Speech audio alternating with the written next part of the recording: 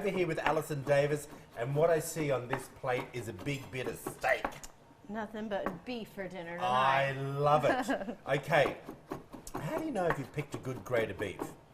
Well, I like to look for, personally, I like the grass-fed.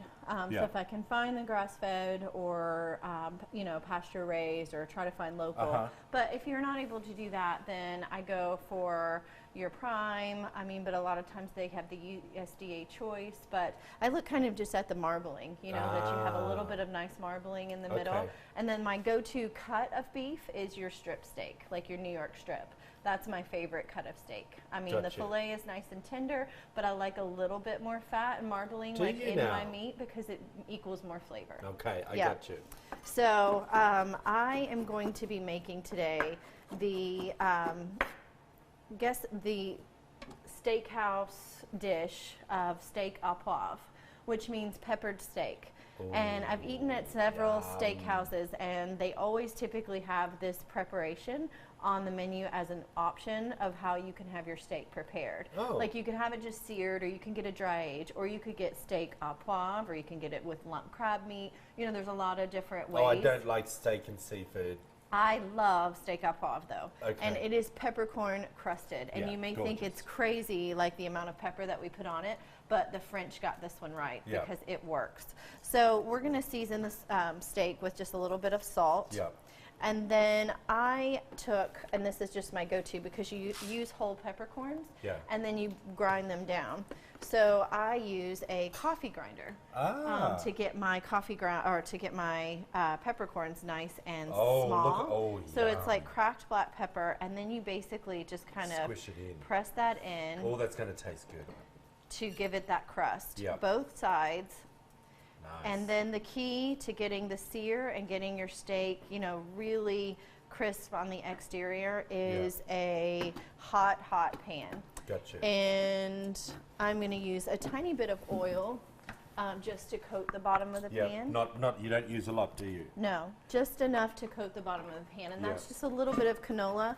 You want a oil that's going to do a high heat. I also like using avocado oil. Oh, do you for steak? Yeah. Oh, okay. All right. So then we have a nice high heat. Do you see how it's almost at a smoke point?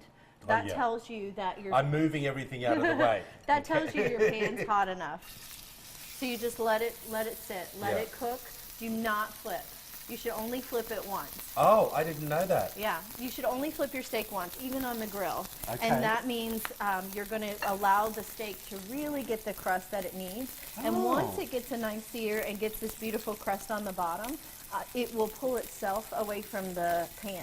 Oh, gotcha. So if you try to flip it too soon, the meat's still going to try to stick to the pan. All right, well, while we're doing that, you're going to make the sauce at the same time. Well, I'm going to get the ingredients together for the sauce, and then we'll let the steak finish off in the oven. And that's how the restaurants do it. They don't just grill your steak to order. They typically will grill it ahead of time, but then when you order it, they'll finish it in the oven to the temp that you have requested. Oh, I love that. Okay, so what do we do with the sauce? All right, so I've got a little garlic.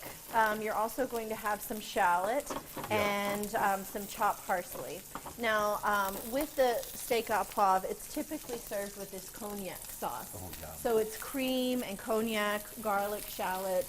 You get the flavor of the steak and the black peppercorns because it's going into the same pan that you cook the steak in.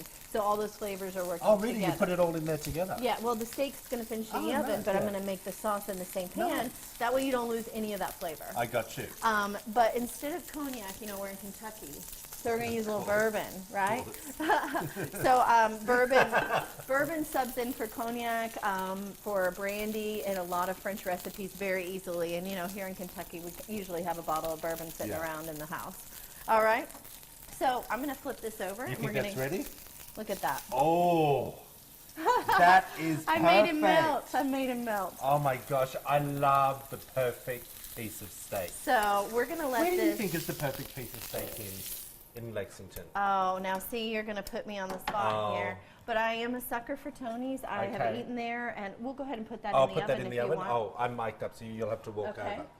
And then we'll finish our sauce. Yeah, I'll just leave this going, and what we're going to do is just add our garlic. You can add the garlic and shallots, and it is about as simple as that. We're going to add some cream, and then the bourbon, and then let Well, that whilst reduce. Whilst And you're boom. doing all of that, I'm going to send everyone over to wtvq.com/Midday Kentucky. You can't see with the smoke. I love it. We'll wait for But, this. you know, all the recipe information will be there. This looks gorgeous. I can't wait to taste it. We'll be right back after this short break. Thanks, Carl. Oh. Mmm.